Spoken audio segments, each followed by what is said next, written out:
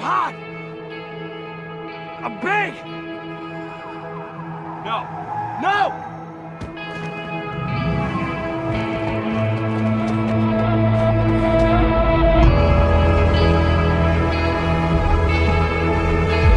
My name is Daniel Lugo, and I believe in fitness. I am gonna go out and say and be the first to say it. I really like this movie. I enjoyed watching it for about the first 2/3. I really enjoyed watching it, and kept thinking to myself, I would watch this movie maybe once a week. I agree. I think the third act was not so great, but the first two were really fun. There were some great characters in there. Bryce, what did you think? I agree. I really liked watching it as well. We went in kind of a group, Mike and I, and that was pretty much everybody's reaction. Everybody sort of agreed that the first half, really pretty good, really fun, pretty funny. I actually laughed out loud on multiple occasions, like genuinely. And then the third act got a little, it sort of like crossed the line, or of just being a little too ridiculous. So, interesting point, this movie, Pain and Gain, is based on / I mean, I don't really know how much they fictionalized. It's a true story. It's a true story. It's a true story. Which All of I it's true. missed that little factoid at the very beginning of the movie. I don't know what I was doing. I missed that. So I didn't know that it was a true story until about an hour and a half in, because they sort of revisit that and tell you again that it's still a true story, which made things a little different. It made, I don't know, it definitely, I had a different opinion of the characters after I sort of connected that it was true and that these people actually existed. I just can't believe these were real people. Yeah. Yeah, well, that too. Come on. It was these a guys. made-for-movie story, truly. I mean, like, I can't believe it's taken so long Yeah. for this to have been turned into a Happened movie, in actually. 95. I think the script was based on a 3-part newspaper story that was in the Miami Herald that appeared like over 3 weeks. And it was just a really pretty straightforward newspaper story about this crime that occurred. Should we maybe talk about the plot of the movie? Let's and talk go about the into plot. We'll talk about the Go plot. into the crime that these guys committed. It starts off with our great protagonist, Daniel Lugo, Played by Mark Wahlberg. The Danny Lugo, played by He the is a Mark hot Wahlberg. piece of ass. I He have looks to admit, great. he looks great. in this. He looks great. He looks better now than he did 10 years ago. This guy is not aged. I always want to root for Marky Mark. Like, I love Mark Wahlberg. I think he's a really good actor. I always like the characters that he plays, and so when the story starts out, and it sort of starts out at the end of the story, And it starts with him doing sit-ups against a wall. and he's just talking about how big he is and how good he is. And how you're good he instantly like, feels. yes. And it kind of makes you feel great. It makes you feel like this guy is someone you're really gonna want to root for. And then he starts making some really poor decisions. He ropes his friend, played by Dwayne The Rock Johnson, in. Dwayne The Rock Johnson. I believe he's just Dwayne Johnson now. Just Dwayne Johnson. He's not. It's a He's not stage a name. boxer anymore. I just want to call him. I gotta call him The Rock. The Rock's character was by far the most absurd character I've seen in a film in quite a while. Yeah. I mean, and that's why after I didn't know that this was actually a real person, and when I found out that it was a real person, that was even more unbelievable, because he's this, he was this super violent guy with a really bad drug problem who went to prison, got saved, became a crazy born-again Christian, and then sort of fell off the wagon. Who also carried a skateboard around in a lot of scenes. Did you notice that? Oh, he did. Yeah. Carried a skateboard around. And so he was just, but I thought The Rock was the best part of this movie. I loved his character, and He nailed it. he nailed it in a way that, like, it was so unbelievable, and yet you just, like, bought everything he said, which was great. He was so genuine. I thought he was so genuine. I don't know, he can do no wrong in my book.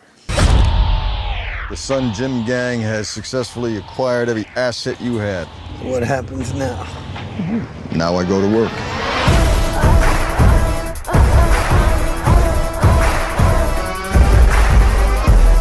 Wait, can I just say something? Yeah. The characters in this film, we got Marky Mark, he's a white guy. Then we got Anthony Mackie, he's a black guy. African American. Then we have Tony Shalhoub, he's a Jewish guy. And then we have The Rock, who's kind of like a mix. Ethnically ambiguous. No, he's ethnically ambiguous, which we were talking about is very in right now. Very in right now. It's hot. So this movie, anyone can go see it.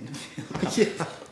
And then Rob Corddry, also another white guy. Rob Corddry too. Yeah. Oh, and to round it out, Ken Jeong. Ken Jeong. There's also an Asian. Yeah. Yeah. So, really everything. It's got it all.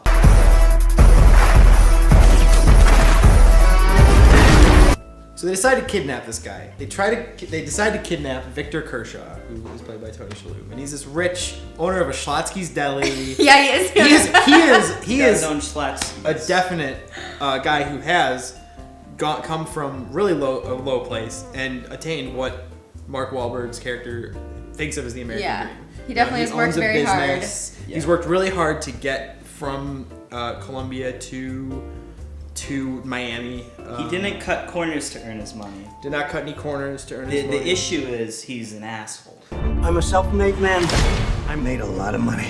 Maybe yourself ought to spend some of it on a salad. You know who invented salad? Poor people. So they decide to kidnap him. And one of the best parts of the movie is sort of between the first and second act when it's all of the botched and failed kidnapping attempts. These guys are not very good at kidnapping. No, they're really, really bad.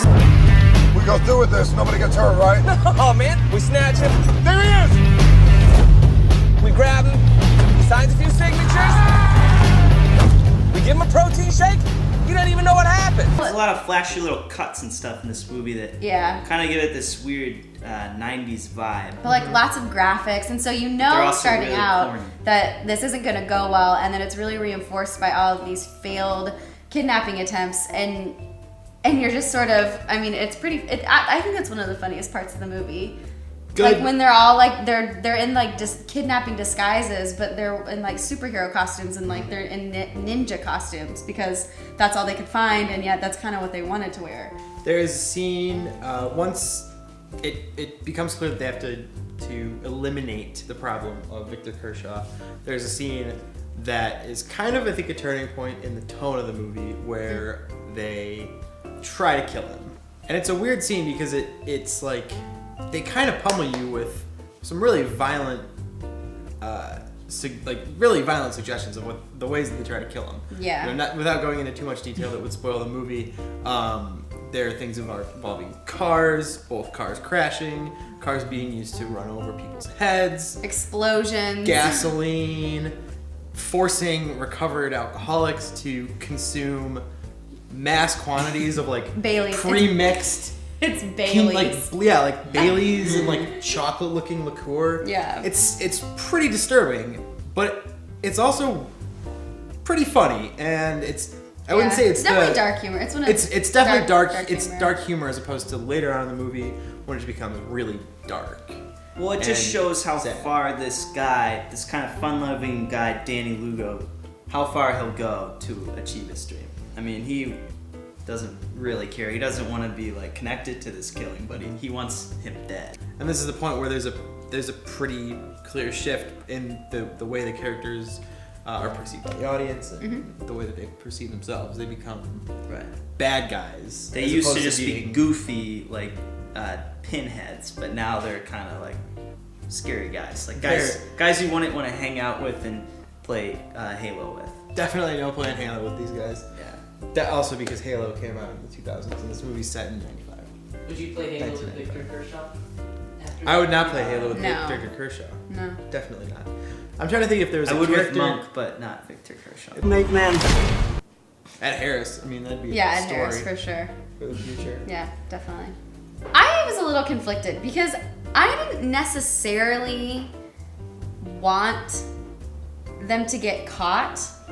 it's like I didn't feel like, oh, I want them to be brought to justice for their actions. In the case of the movie, so I wasn't necessarily rooting for Ed Harris and that, like, oh, I really hope he catches them because they're bad guys. I was just kind of more interested to see how it was going to unfold because the story thus far had been so shocking. Also, I want to say that the movie is it's almost too cartoony to really root against Danny Lugo and the boys, because they try to kill Victor Kershaw, and then they do kill this woman by accident. With horse tranquilizers. Horse tranquilizers, and they kill her husband by dropping it's all kind of like bumbling accidents, though. It's an accident, but it's so stupid that you don't really, you don't really feel like these guys are crazy, insane murderers. They're not, I'd say backing up before all that happens with them killing a couple people, right around the time when Ed Harris's character comes in, you want them to get, you don't want to get him get caught. You don't want them to get caught. You want somebody to say, "Hey guys, quit it." And you want Ed Harris to be the guy that steps in and is like, we're gonna give you a pass. Chill out on this for a little while. Look at what you're doing. Yeah. But he doesn't get to him in time, and they end up doing some bad stuff. They end up continuing down the rabbit hole, if you will.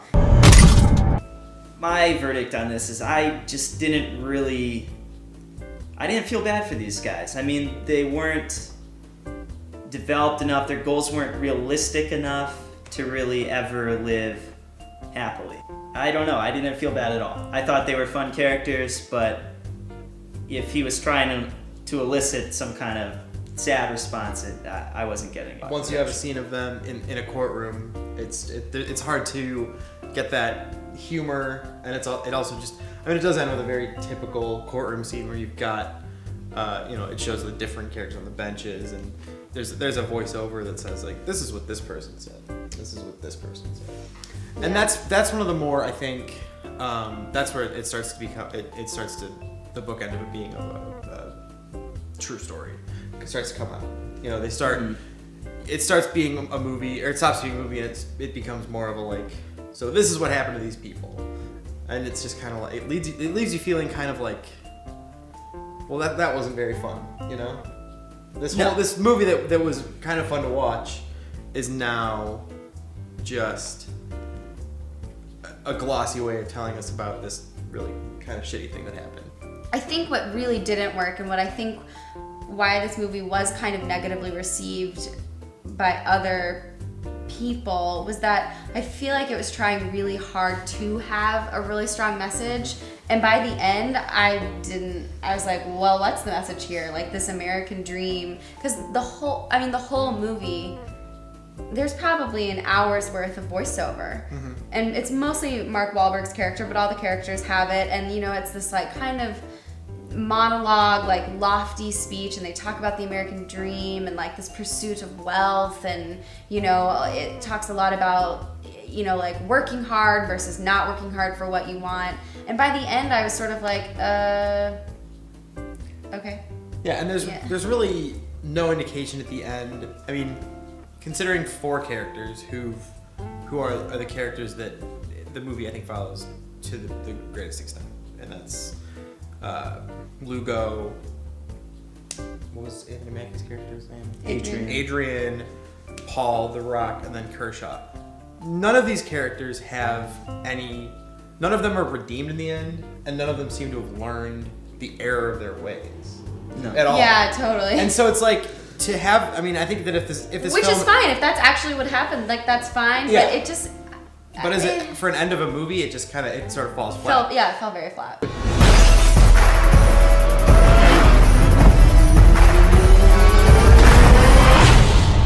You said no violence. And I meant it when I said it, I swear to God. I cannot kill. Duly noted. Look, when this is over, we'll all go camping, all right? Okay.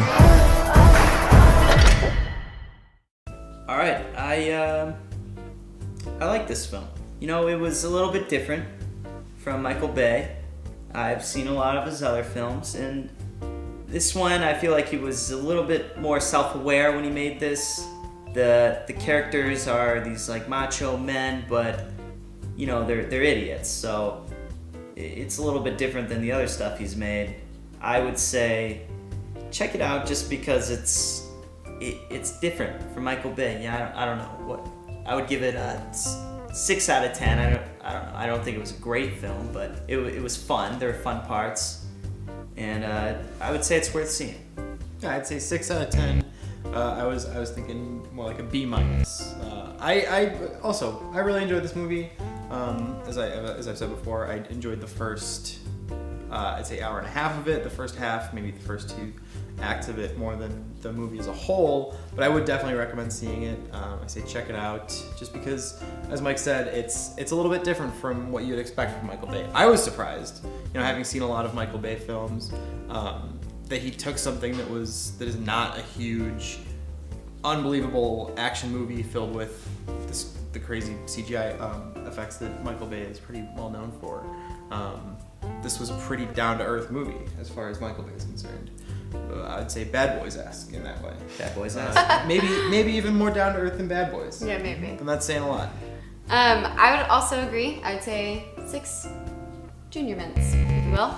I really like this. It's pretty rare that I go see a movie nowadays in theater where I have absolutely no idea what it's about. I haven't read a single thing about it. I don't go into the movie already sort of forming a little opinion, even if it's just about the story. And so I was kind of pleasantly surprised with how much fun I had watching this movie. I thought it was a good movie theater movie, especially. I really did like the actors in it. I think there were some issues with the story and some, production stuff like we were talking about, or directing even, but I thought that the kind of the 3 main actor guys, like, say what you will about their characters, but I thought they did a really solid job, really different stuff kind of from all of them, which was kind of exciting to see. And their bodies, it's not bad. All right, so there it is. We all gave it a fairly favorable review. Positive. It's a fun flick. Go see it for yourself. Check it out. Check it out. Check out The Rock Spot.